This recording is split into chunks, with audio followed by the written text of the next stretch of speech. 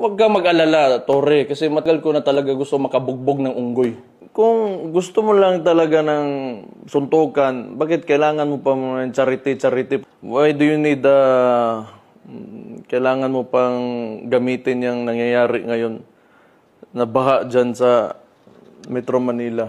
If you're really serious about this, kung gusto mo yung charity na yan, and you've laid some conditions, then let me lay my own conditions for the event. Kung serious ka talaga, ha?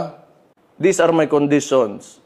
Pakiusapan mo yung amo mo na presidente and let it come out of his mouth that all elected officials should undergo a hair follicle drug test.